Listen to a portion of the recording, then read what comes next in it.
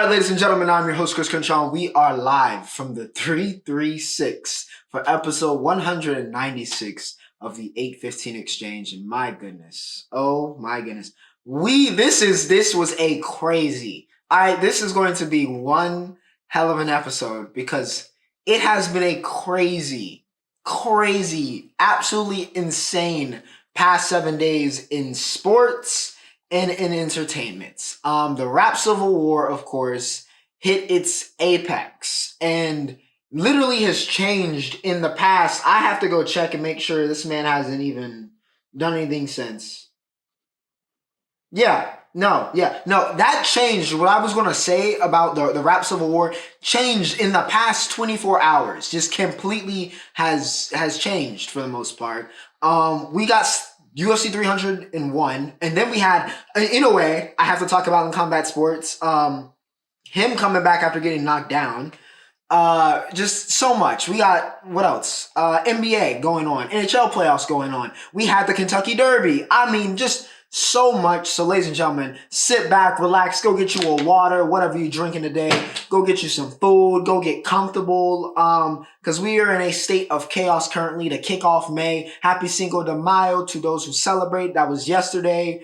And yeah, like I said, it's crazy. All right, it's absolutely hectic. We got Champions League coming on. Listen, too much. As always, remember to like, share, and subscribe if you guys are enjoying the content. And as always, timestamps are embedded in the video. So if you want to skip to that rap civil war, you want to hear me talk UCL, you want to hear me talk about the NBA and Anthony Edwards being Michael Jordan's son, whatever it is, feel free to skip ahead. Timestamps are also in the description along with my social medias. So if you want to follow me there, feel free to follow me there and get all of that. But yes, ladies and gentlemen, we are going to kick off with the fight game because my goodness, do we have stuff to talk about. Canelo, UFC 301, and we're going to go to Brazil. We going to Rio. All right, by the way, ESPN intern, you did me dirty.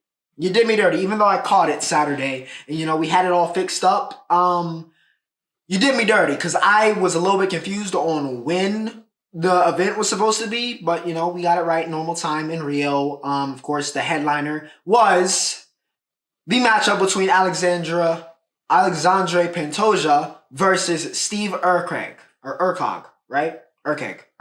Steve Urkeg, right? Hope I'm saying Steve's name right. But yeah, Pantoja versus Steve. And Mike, listen, I gotta give credit where credit's due. All right, by the way, Urkog has to be one of the lowest ranked contenders to ever fight for a championship. Was a 10th ranked contender. He's only been in the UFC for, I think, less than a year, 4 fights, and now he's fighting, who's supposed to be the best in the world at 125. And you know what? Fought a very good fight. Fought a very, very, very good fight. Had a chance to win it. I had it 2-2 going into the 5th round. But ladies and gentlemen, the Cannibal which is one of the hardest names, I think, in mixed martial and really just in general in sports. Especially for a fighter, the Cannibal is such a hard nickname, and that is what Pantoja is. He's a cannibal. He takes blows, and he's relentless. He's relentless. He's a fantastic grappler. Striking sometimes leaves a little bit to be desired, but he is a hell of a grappler, and that's what he did. Urkog made a mistake. Pantoja been here before. He's a champion for a reason. Was able to get him down for that last round and get it done. But yeah, very competitive fight. Steve can easily be, in my opinion, a future world champion at that, at 125. I think he has the goods for it. But Pantoja proves why, we are in his era right now. He defends his home turf. He gets the UD and retains his crown. But let's be honest. All right, this card was built around Pantoja, but it was really built around the return of UFC Hall of Famer, the King of Rio, one of the greatest to ever do it. Jose Aldo returned. He was taking on Jonathan Martinez. And it was, listen, Aldo looked phenomenal. All right, the King of Rio looked so comfortable. It was a little bit off-putting seeing him completely shaven for the first time in a very, very long time. But the King of Rio looked phenomenal. All right, the striking was there. The defense was everything. It looked like classic Aldo. Martinez gave his best shot. He gave Aldo his best shot, but Aldo showed that there are levels to this game. He showed why he is one of the greatest fighters in the history of the sport. It was a complete dominant performance for 3 rounds. We got some of the best of Jose Aldo, and certainly one of his best performances we've seen in a long time. He still got some in the tank. Still got a lot, it appeared, left in the tank. Again, he was talking about fighting O'Malley. I'm not saying, he can't make it competitive, but I'm just saying, are you sure? Are you sure we want to go there? It's a little bit of a jump between Jonathan Martinez and Sean O'Malley. But credit where credit's due. The King of Rio, still the King of Rio. He did well. So congratulations to Jose Aldo. It's cool to see a legend go out. The way, if he could retire now and it'd be better, honestly. Because he went out on his own terms and he went out with a really good performance. But yeah, shout out to the Hall of Famer. Anthony Smith. All right, Lionheart Smith said, "You will not pass" to Vitor Perino. There's a lot of great Brazilian prospects naturally with the card being in Brazil. You want to highlight those guys. That's what Dana and, the matchmakers did. Had a lot of opportunities for advancement. Some guys did, some guys didn't. In this case, somebody, Perino wasn't ready. Gave up his neck. Lionheart is, been one of the top heavyweights. Excuse me, not heavyweights. One of the top light heavyweights. One of the top guys at 205 for a very, very, very long time in this game. So, yeah, got the sub, cranked the neck, put him down, didn't put him to sleep. We'll talk about somebody who went to sleep. But, credit where credit's due. I don't think he's winning the title, but, still showed he's got a little bit of juice as a gatekeeper. Let's talk about somebody that went out. Ihor went out because this was absolutely insane. Michel Pereira is insane. He is insane. Pound for pound. First, I texted my boy Zay. Shout out to Zay if you're watching this. I said, in the group chat, first ballot Hall of Entertainment, because he is one of the most entertaining fighters in the history of the sport, in the history of the UFC. Oh my goodness. Just the insanity of the sequence, all right? The striking, and then by the way, which was illegal. It was illegal, but that was one of those moments where the move was too cool to call, like as the ref, like that was too hard. A backflip shin, he landed, listen, it was too cool to be called. Unfortunately, so even though it was illegal technically, you can't call that. But yeah, backflip, crazy. Then he gets the choke, and then he taps, right? Ihor taps, but goes out anyway. It was just crazy, man. If you can catch a replay of that sequence, they would much better describe it. The visual is much crazier than even what I'm describing. All right, it was just absolutely insane. One of the coolest moments, if not the coolest moment of the night. Shout out to Pereira. That was just crazy. And to kind of round out this card, Paul Craig still can't strike. Still can't. Borrallo got rid of him. Luendo, UD Carolina. I think she will be seeing her name on the Twitter thing for the UFC roster cuts very, very soon. But yeah, she gets the work done at strawweight. Bonifim, all right, Israel Bonifim, of course, needed to get his win back. Needed, after getting upset, a couple months ago in what was supposed to be, part of the rise to Bonifim brothers, he got knocked out. So, he had to get his win back. He got his win back versus Pinchel in pretty good form. Looked a lot better. And we'll see if he can get back on track. Of course, one loss is not everything in the UFC and also just in MMA. Losses happen just in the fight game. You win some, you lose some. It's about, how you come back from that, especially as a young prospect. So we will see how, what happens with Bonifim, but he does get his win back. UFC Brazil, even though it was, a little bit of a down card in terms of hype and names, especially coming off, like I said last week, 298, 297, 299, and of course 300. It was still a very solid card. Still had a lot of entertainment, a lot of finishes on that main card. So yeah, shout out to UFC for getting that done. Shout out to Brazil for being a great crowd. Probably the second best crowd of the week. Besides, oh my goodness, they were going crazy in France for Backlash and the I mean, an absolutely insane crowd. Shout out to the Leonese people because they were phenomenal. So yeah, probably second best crowd I heard all week. Boxing.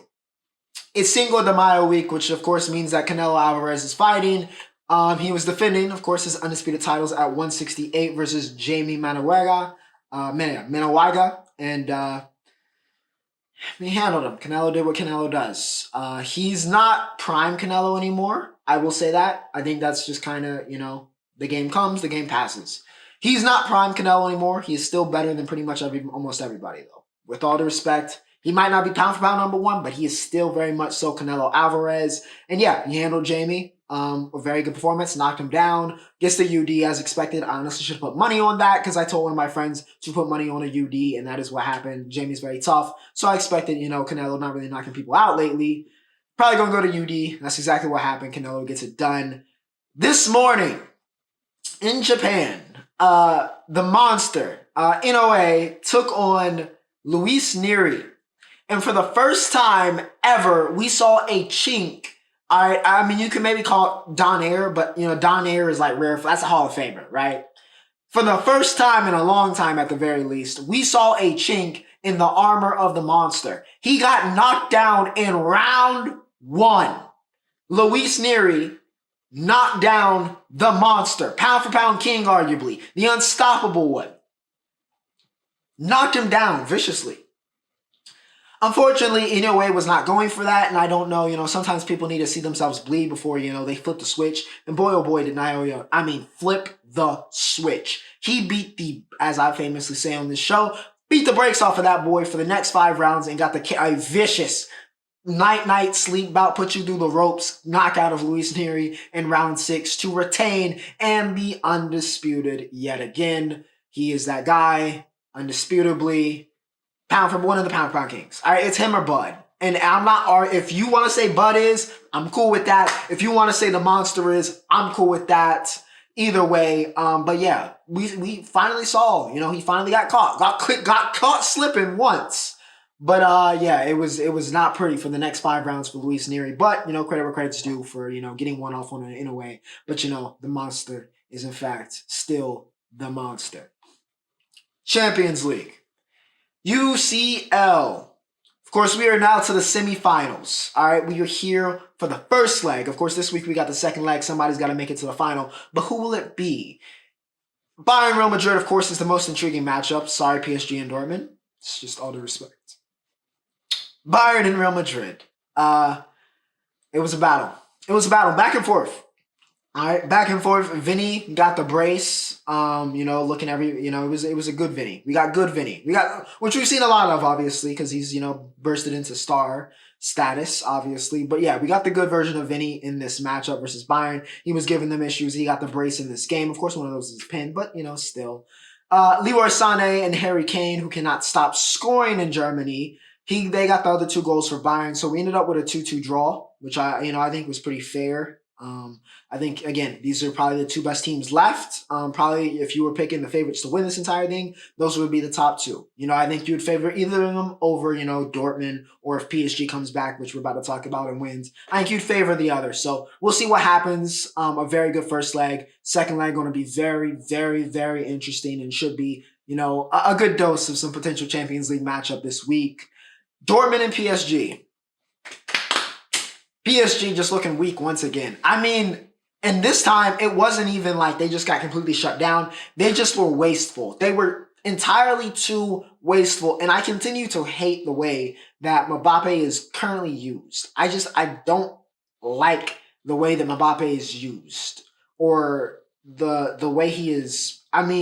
He's still effective. He scored the most goals he's ever scored, by the way, in a season already. But I feel like there's a more effective way to use Kylian than what they are. I feel like he needs to be unleashed. It feels like they're playing him with, chains on right now with, just kind of sit back, conserve your energy to just make an occasional run. It's not like he's running that often. So, yeah, I think PSG needs to switch that up, and they need to not be as wasteful. They had opportunities to, get some goals on Dortmund. They did not take advantage. Dortmund had multiple opportunities, but Fulkring, who played a fantastic game on Wednesday, a fantastic match. He was probably man of the match, in my opinion, if you don't want to give it to Dortmund's goalkeeper.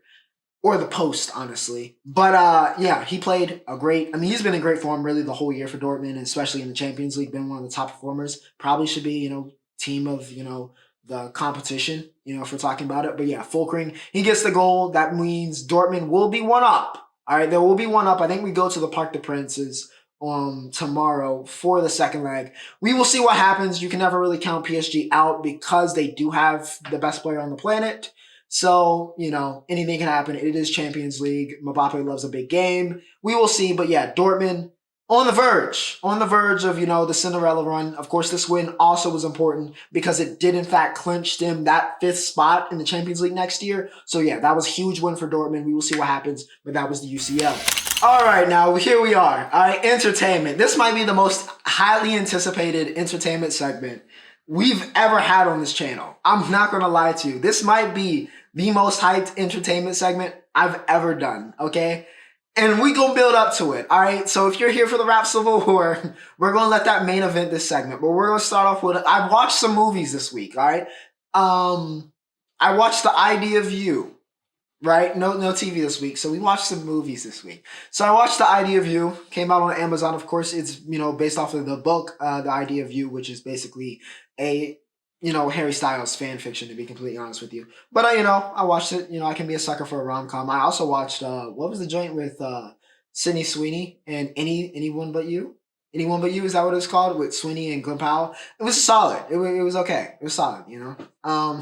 But yeah, The Idea of You. I gotta say, shout out to Nicholas and Anne Hathaway, the great Anne Hathaway. They have fantastic chemistry. I mean, have fantastic chemistry. This could have been a really lame or a really weak. This movie could have gone really, really adverse, but it was pretty good because I think the two leads have really good chemistry. And I think that carried a lot of the movie. And I think in a movie like this, with a story like this, you need the leads to have that believable chemistry the way that Nicholas and Anne had it. So yeah, it was actually pretty good. Idea of You, Hayes and Solene. Watch it with your girl. If you don't want to watch it solo as your guilty pleasure, fellas, if you're watching, go watch it with your girl. Why not? Go watch it with your girl. Nice little, chick flick in a sense for you. Nice little rom-com. It's not really a rom-com. It's just kind of like a romantic movie. So, you can watch it. Go ahead. I watched Challengers because I was not going another week not watching that movie. I had to see it. I had to see if Luka did it again. And Luka did it again, man. Him and Luka Doncic just going back and just going band for band for who's the coldest Luka in pop culture right now. But yeah, Luka did it again. Zendaya did it again. Shout out to Josh O'Connor and Mike as well. They did great jobs. The leads, Josh, Mike, and Z, all did very, very, Mike Faust, all did fantastic jobs playing the characters in this movie. I don't want to spoil too much in case you've seen it, but yeah, it was very, very good. I finally get what people were talking about with the ball. That was cold. All right, that was cold. Some of the shot selections, by the way, once again, like I said, Luka did his thing. Some of the shot selections was very, very good. The undertones in this were very, very, very strong, if you know what I mean. Very strong. And yeah, like I said, another movie similar to The Idea of You, where I think the chemistry of the lead actors, in this case the three, their dynamic was so well done. It just kind of powered this movie. And I think it was a great job from, three phenomenal. I mean, they're not really young actors anymore, but, youngish actors, I guess in Hollywood sense. So, yeah, Challengers, very good. Believe the Hype, very, very good movie. I would give it my cosign. Let's get closer. All right, closer. We're not there yet. Let's get closer music-wise. All right, we got some albums to talk about. Four Bats, like he said on Twitter, did drop an album. All right, he did drop that debut album a lot of people have been looking for, with all the acts. He did it, okay? It's getting overshadowed because of his alleged boss and, the man that hates him the most in this world currently, which, is a little bit debatable with how many people hate Drake currently. But Four Bats did drop an album called You Made Me a Star. I'm going to give it an 8.5. I think it could go higher. I think it was a very, very good debut project. Again, I like the axe concept. It's really cool. The interludes were cool transitions. I think Act 3, by the way, Kanye is holy. I mean, my God. Kanye is washed. I mean, good gracious. I haven't, it is... Woo! I mean, I know Carnival went number one, but is Kanye the reason why Carnival went number one? Let's be real let's be honest here. Or was it the production and Cardi were the reason why Carnival went number one? No disrespect to the legend that is Kanye West, but Kanye is washed, okay? He is looking very, very, very, very washed. We're about to talk about two legends that are clearly not washed and we never really thought were washed, but Kanye is very much so washed. I do not want to hear that remix ever again. I will stick to the original, which is fantastic. Yeah, Act 3, Act 4, and Act 6 were my favorites of the ones I hadn't heard, obviously, before. So yeah, Four Bats, very good debut album. I think I said I gave it an 8.5. I'm going to give P4 an 8.4. PartyNextDoor 4. Listen to it this week. Cheers and For Certain were my favorite two songs actually on the album, period. I actually like them more than the singles we got. I think it was very good. I didn't know how to feel coming off the singles. Similar to when I talked about Timberlake's album, a couple weeks ago. With the singles, I was like, I don't know how I'm going to feel about this album overall. And I like the overall project more than I like the singles. So yeah, Party came through. Very, very good album. Of course, for you horny MFers out there, plenty of sex playlist music. Plenty of sex playlist music for you. Plenty of late night drive music, P4 delivered. So yeah, I'm gonna give it an 8.4. Shout out to Party. Now, I gotta check my phone again and make sure he hasn't dropped.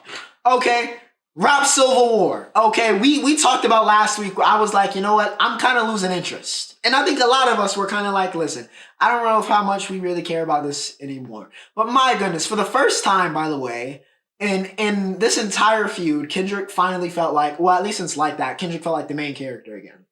And Kenny had a hell of a week until the past 24 hours. So let's talk about it. Rap Civil War. Kendrick versus Drake took prominence this week, even though Drake still had to. Listen, it was red button time. To put it bluntly, it was red button time, but let's build up to it, all right? Let's go chronologically, because Kenny kicks us off this week. He drops Euphoria, which I'm not going to meat ride either. I love both of these artists. Y'all know it. I've talked about, I love Drake. I love Kendrick. All right? I love them both. All right? Right? But we gonna call it fair. We gonna call it fair. As much as we gonna try to call it fair here. I know there is a very big skew in one direction currently. Because, for reasons I'll talk about. But we gonna call it fair here on the 815 Exchange. We just gonna call it straight up like it is. From my perspective at least. So Kendrick drops Euphoria earlier in the week. And I'm going to be completely honest with you. It was okay.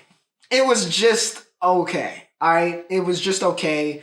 Again, I think this was the issue, and I think it's the issue that Kendrick was is kind of running into with Drake. And I talked about this before when this really first kicked off, is that Drake has been dissed.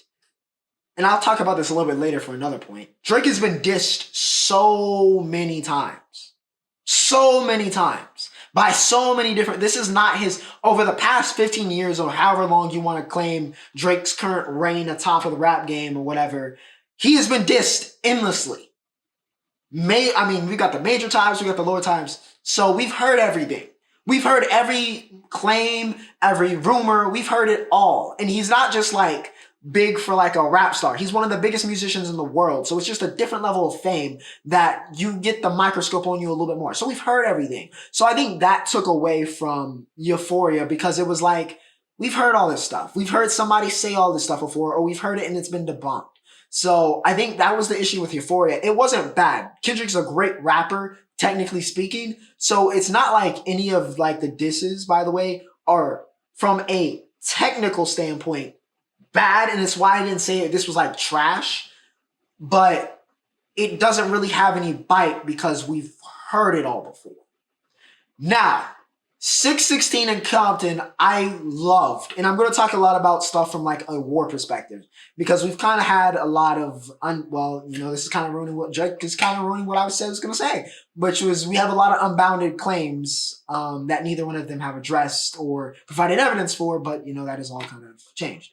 But 616 in Compton, I thought was a great chess move. Pulling Drake's move on Drake, right? I think that was brilliant from Kendrick. That whole name, by the way, 616 in Compton, taking that away as a possible diss title. And then just kind of, goading Drake, right? He was goading Drake into, it was bait. It was a great taunt, a great response to, what Drake did with TaylorMade. So I like that move from Kenny. I think it was really good. So yeah, shout out to him for that. So, Drake, of course, is not going to let that slide. And ladies and gentlemen, this was at least one of the red buttons. All right, we got one of the red buttons. Maybe it was the red button. I don't believe that there's one red button anymore after the events that have happened. But we got Drake to finally respond. And boy, oh boy, oh boy. Family Matters was brutal. I mean, absolutely brutal. Decisive in a way for one part of the feuds. Because Drake has multiple feuds going on. And while Drake did say "you're dead" repeatedly at the end of that song, it was not the kill shot on Kendrick. It was not. It was not. I mean, it was big, of course, because of we had these major claims of Drake is beating, or if not Drake, but Kendrick is beating on Whitney, or Kendrick's first kid might not be his kid. It might be Whitney and Dave Freeze. You know, we had those very, very big claims that came out of that. But this was very much so the kill shot, in my opinion. It was very much so a red button nuke, a Thanos snap to basically everybody else that's been playing kind of like a side character, right? Family Matters just kind of like wiped the field and it just kind of left Drake and Kendrick in a sense. Because let's go down the list. A$AP Rocky. I don't even know why Rocky, I know why Rocky spoke up because Drake has been throwing little jabs here and there over the, really since he settled down with Reed, right? But Rocky had to know. Like, you had to know. You don't do this anymore. Let's be honest. Rocky, you don't do this anymore. You don't. You were go back to being Robin's accessory and people complimenting you on your fashion. That's the lane you need to stick in. Because this rap shit is not for you anymore, my boy. It is not. So you had to know you were going to, get obliterated. I don't know what in the hell made Rocky think that the I effed your baby mama first was the angle to go with. I have no clue who told him that. But they misled him horrifically. Maybe it was the fake mole. I don't know.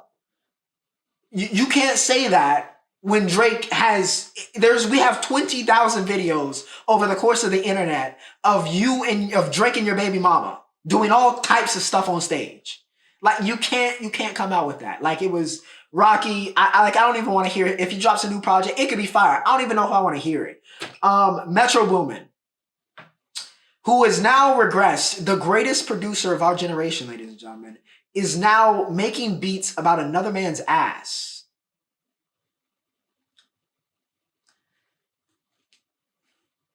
The man I've come out here and said Metro was the best producer of this generation in hip hop.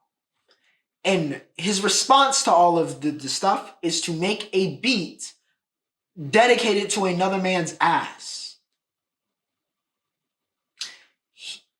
Metro is lucky that it is 2024 and not like 2003, maybe 2005 and back, because he'd been called so many homophobic slurs by the various kings of the rap game at that time. It would have been, I'd have felt kind of bad. I would have felt kind of bad. But that's where Metro has fallen to. So I really don't really care to hear Metro throw drums. I guess it's funny and people that hate Drake are kind of running with it, but it's weird. I'm not gonna lie, as someone just sitting here in the middle, it's very strange. It would have been cooler if Metro would have made like the next beat for Kendrick's diss. Like, that's a way to get back at Drake. You making a beat about his ass is just fucking weird. All right, I'm not gonna lie to you. I didn't find it funny. I just found it fucking weird. It's strange, and I don't mean to be homophobic, but it's, nothing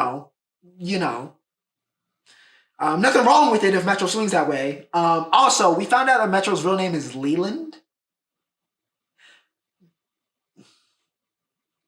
Which I feel bad, because why in the fuck? You were born in 93. Metro was born in 93. Why did your parents give you a Jim Crow era name? Like, why Leland? You were born in 93. My grandfather's grandfather might be named Leland. Leland is a name they gave the children fresh off the boat. Like, why are you born in 1993 named Leland?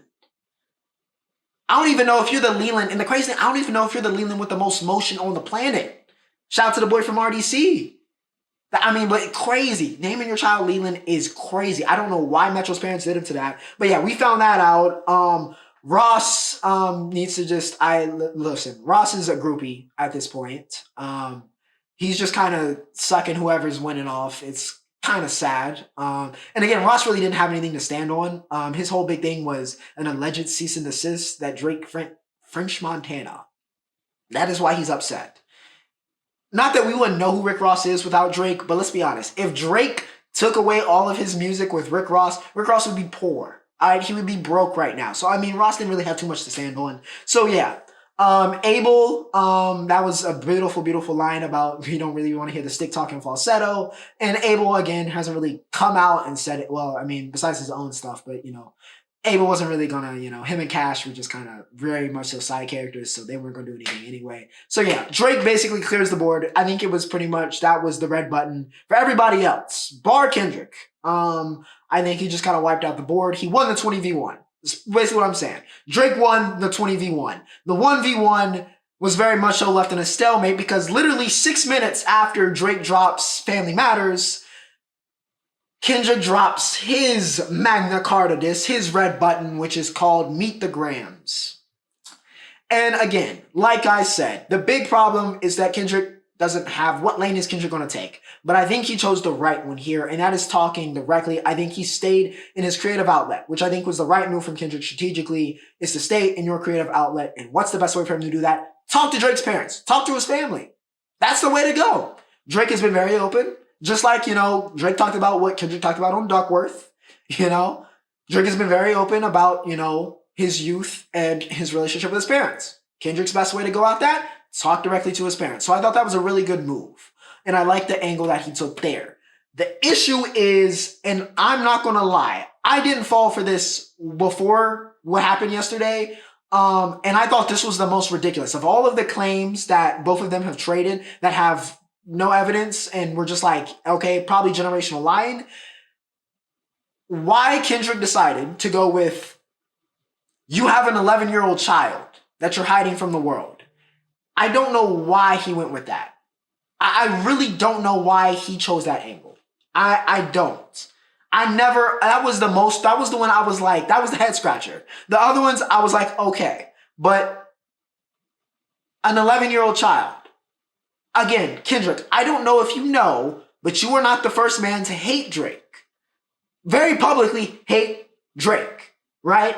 There was this guy, very famously, I don't know if you've heard. You at home, you may not have heard. I don't know if you know him. His name is Pusha T. He also, about, 6 years ago, didn't like Drake very much. Probably still does not like Drake very much. Probably very happy about what's going on right now. Wasn't a big fan. And he introduced us to one Adonis Graham. So you mean to tell me that somebody with a hatred in the heart, as big of a hater as Pusha T is, would not have said anything about a daughter? Like, come on, bro. Come on, bro. What are we doing? What are we doing? What are we doing? And then the other thing was, with that, the whole deadbeat thing, I really don't get because Drake and Sophie's never said that he's a deadbeat. So I really don't think that Kendrick's angles with the kid were the right way to go. I think that was the miss, if anything, on Meet the Grams, why I still thought it was a very scathing. I think he had very good points about, Drake's pride, about Drake's ego, the same way that Drake had a lot of good points on Kendrick's, obsession with being this black messiah or being, really just overall, with his marriage and his relationship with Whitney, even beyond the allegations, there was some very real stuff about, you've been engaged to this woman since 2015 and you haven't married her. Why don't we ever see your kids? Why don't you ever, promote them or anything? So, or really not promote them, but, show any type of affection. There's some deeper lying things I think both of them brought up. So I had it a stalemate. I honestly had it a stalemate after Meet the Grams. And then Kendrick dropped Not Like Us.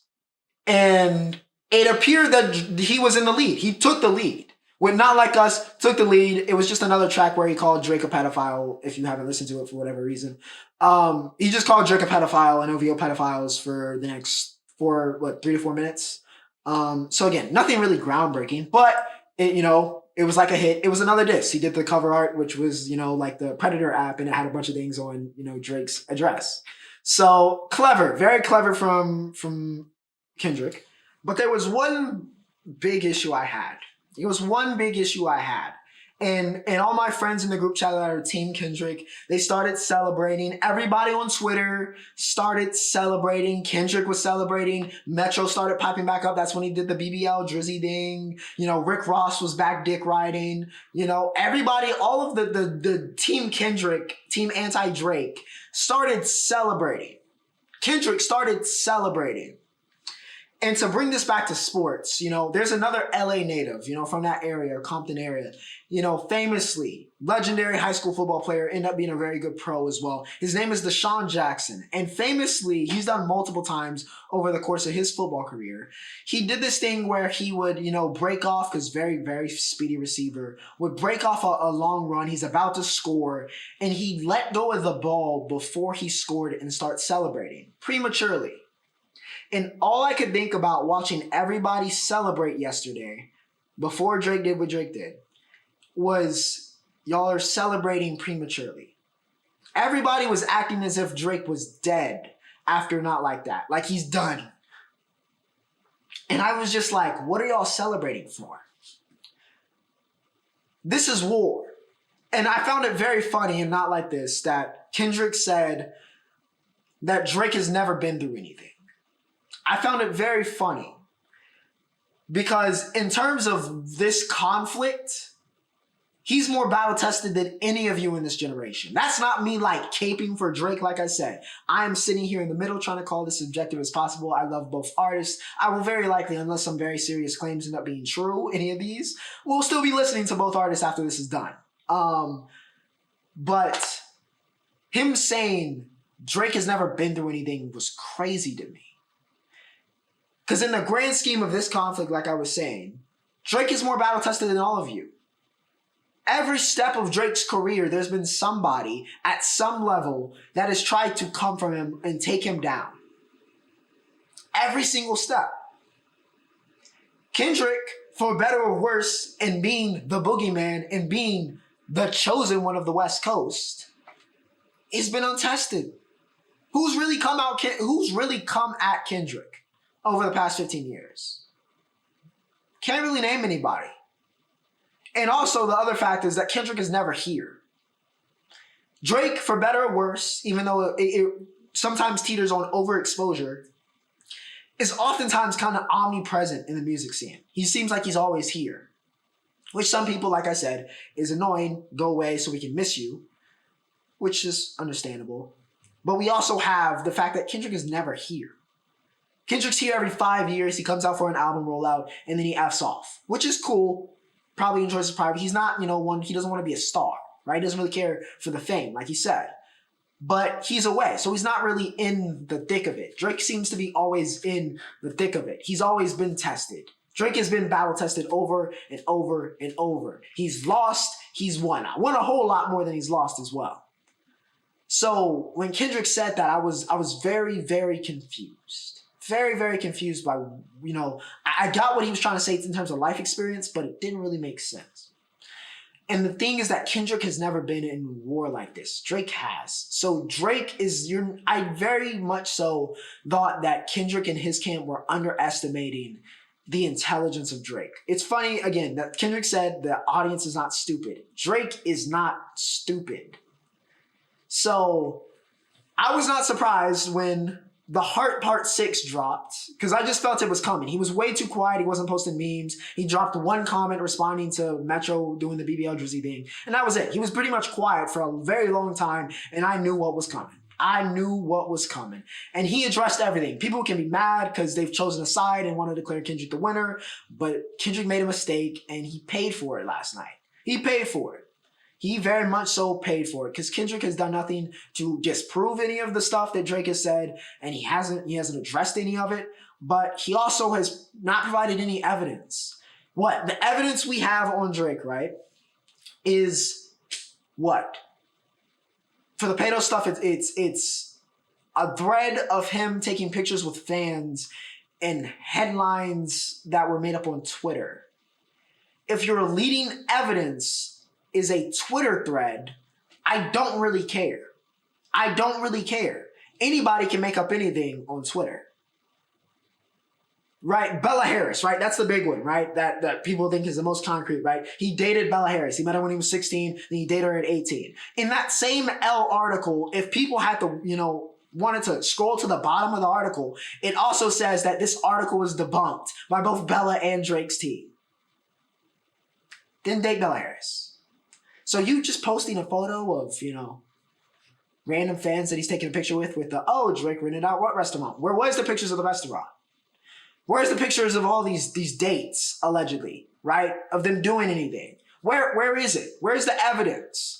Right? We should have it. We somehow have Drake meeting Sophie for the first time. Hell, we even caught Drake on a private dinner with Amari Bailey's mother at Dodger Stadium. We have footage of that, but we don't have any type of actual substantial evidence of Drake being a pedophile. But that's the main angle he seems to be going with. And I think it's also the main angle because that's the one people want to run with. And also the fact that he got burnt on the child thing. That was the other big thing that came out of the Heart Part 6 was Drake planted some fake information, which a lot of us, by the way, in the public were like, yo, that might be a fake, leak. Since they have leaks in the operation, that might be a fake leak to Kendrick because that was just kind of unbound. And Kendrick has not mentioned it since. And I'm going to be honest. You better come with some proof. If you want to spin back on that, Kenny, when he responds, I'm assuming he's going to, you better come back with some actual proof of that. I don't want one of the PG Lang niggas to pull up some random ambiguous child you found off of the 5th page of Google and say, this is Adonasia. That's not going to move me. You better come with some evidence. Actual evidence. That's where I am, and that's where I was even before the Heart Part 6 dropped, and even before Not Like Us dropped, and this is on both sides, right? And Drake responded a little bit like, Kendrick, why haven't you seen your kids in 6 months? Kendrick, why is your wife not following you on Instagram? Not that that means something significant, really. Why is Dave Free under all these comments with her child? Not that he couldn't be the godfather. But I need from both of them, if you want the actual win and not the, this is the attempted assassination of Drake and we're ready to get y'all up out of here so all of, your haters have assembled and we're just going to try to push you out by force. If you want the actual win, in my opinion, you better come with some evidence, some real evidence. That's not a Twitter thread by your Twitter lawyers. That's not some made up claim that you just want to push because everybody's going to believe everything because you're Kendrick Lamar. You got to come with something. I'm not saying he can't. I'm not saying he won't. He very well may will, and he may win this, and Kenny can finally have the crown to himself. That may happen. Could happen. Could happen before you even watch this. But he needs to do it if he wants to win because he made a mistake. He showed that he hasn't been here before. Drake has been here before. He's calculated enough, by the way, and a lot of people are like, oh, Drake just took the, thread of, he saw people saying, oh, it was a fake mo on Twitter, so now he's running with it. Drake has calculated enough. This is not foreign to Drake doing something like this where he'd plan a fake leak. He's been through this, like I've said, like he said on The Heart. He's been through this. He's been through war. He's calculated enough to do that, to see if you would fall for that. Kendrick hasn't been through this. Kendrick has not been through this. He hasn't been tested. And that's the crazy thing I will say about Kenny, as much as I love him and him trying to claim he's the king. You can claim boogeyman since somebody wants to test you, but you cannot be king without earning it. Drake has had to earn it. For all we say about everything Drake was given in his privilege, he earned. He earned all the numbers, the accolades, all that shit. Not to say that Kendrick didn't. But he got tested. Somebody came for him and he came back up. Still rose. Somebody threw a punch. He threw a punch back. Still rose. Kenny is just, you're the West Coast savior. You're the next Pac. Make a bunch of good music and, we're going to anoint you. He's had a hard life. Not saying he hasn't. But that's what happened in terms of his career. It's the truth. So yeah, Kenny can still very much so win this. Can still very much so put Drake in the bag. And like I was saying, when he dropped Night Like This, he had all the momentum. He should have dropped. If you actually have something on Drake, you should have dropped it back to back to back and put it down. You got to kill him. This is the two best of the generation. You got to kill him. Take your victory lap when Drake is dead. Take your victory lap when Drake is dead. You didn't. So now it's time. We don't need this thing going as funny and entertaining as it was. It'd probably get boring, though, to be honest. If y'all doing this and claiming shit back and forth for months and months and months and months and months. You want to be king, time to be king. Same thing to Drake. So, yeah. Don't even know who's in the lead now. I think it's just kind of whoever. We're kind of in sudden death. We're in overtime, right? We are in overtime in the rap civil war. And whoever drops the, most substantial evidence wins. I know the public has chosen Kendrick because they're ready. They're ready for Drake's reign to be over, but it's just unrealistic right now because you have dropped absolutely nothing of any substance. So we will see, we will see what happens. But the rap civil war heating up, that took probably like 20 minutes for me to do. And now we are finally at the NBA. Or if you skipped ahead, welcome to the NBA segments. I just talked about the rap civil war. So let me warm up a little bit, yeah? Game 7. All right, damn. I said warm up and we're going straight into game 7, by the way. Cleveland versus Orlando, okay? We had a hell of a duel. By the way, I got to give my flowers to Spider. All right, Donovan Mitchell dropped 50 in an L for game 6 and then spun the block. He said, we're not going home, and gets it done. 39, 9, and 5.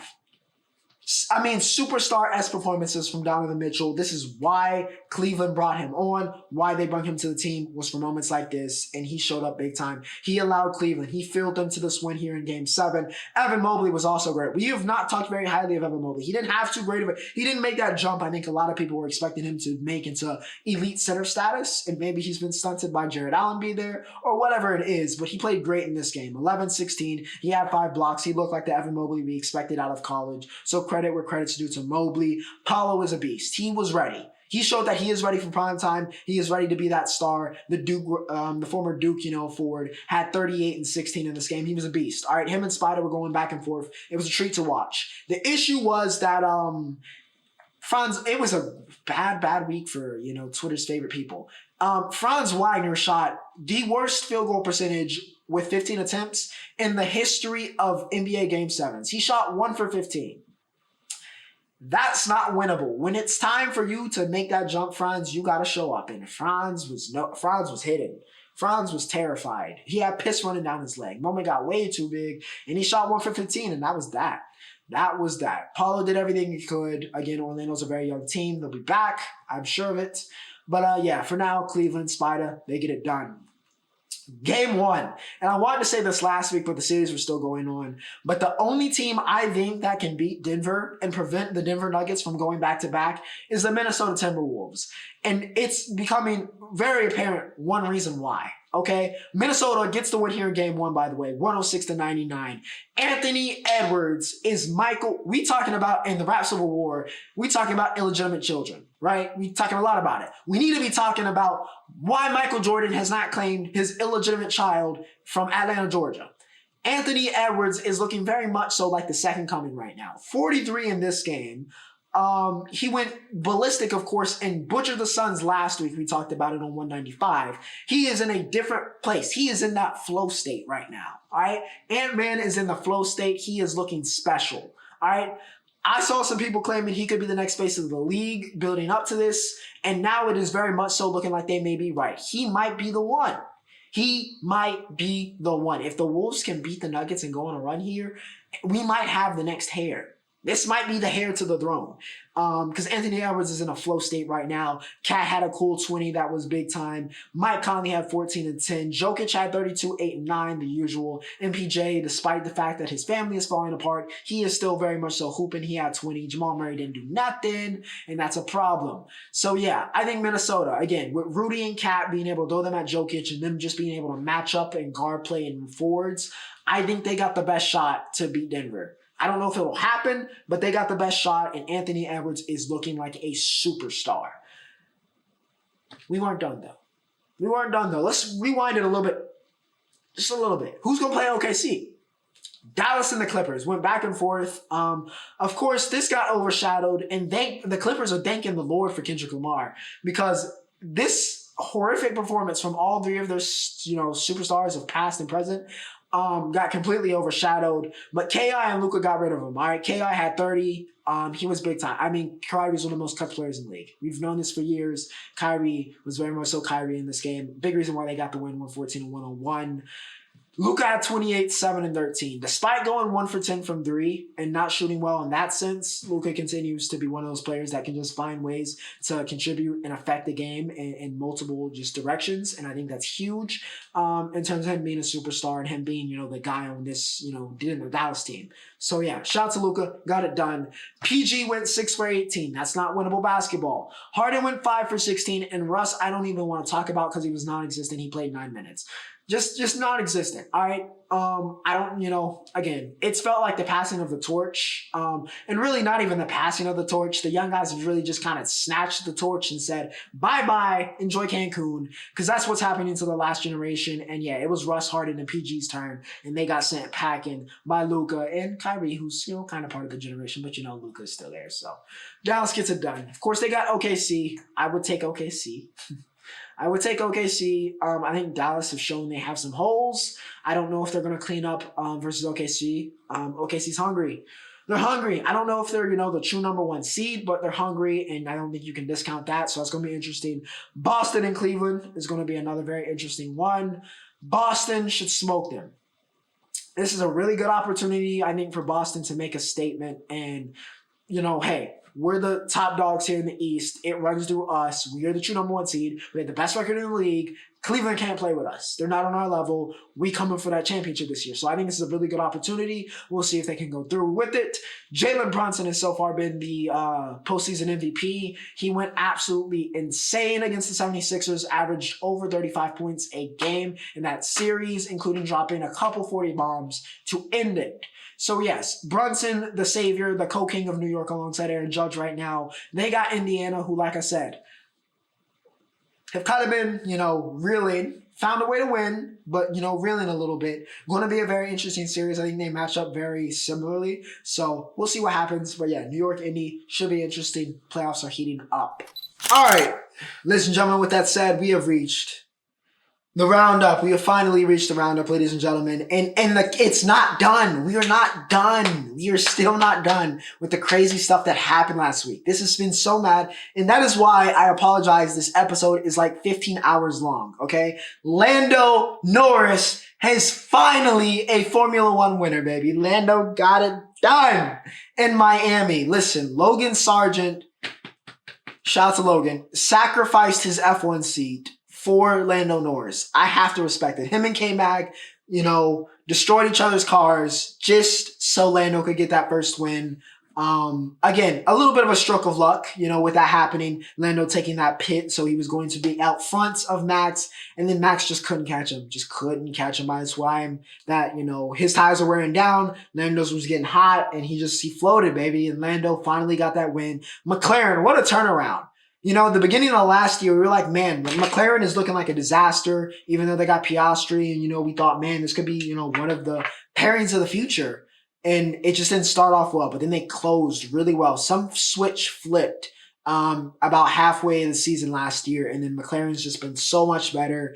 And here they get that win. I think that was a long time coming for Lando and a long time coming for McLaren. So yeah, really cool moment. He wins at Miami. Of course, every American celebrity was there. My shawty Lisa was, waving the flag, so that was cool. Max got second, Charles got third, so that was like the ultimate, future, big three in a sense, kind of getting their all podium. So that was a really cool moment. Everybody, shouting out Lando, I think was really cool. Like I said, Logan probably just lost his seat to Kimi Antonelli, but, sacrifices had to be made. Shout out to Lando. Kyle Larson won the race last night. I did not get to write this down. I will say that briefly. Very close race. But you know what else was a very, very close race, a very narrow finish? The Kentucky Derby. One of the best Kentucky Derbies I think we've ever had.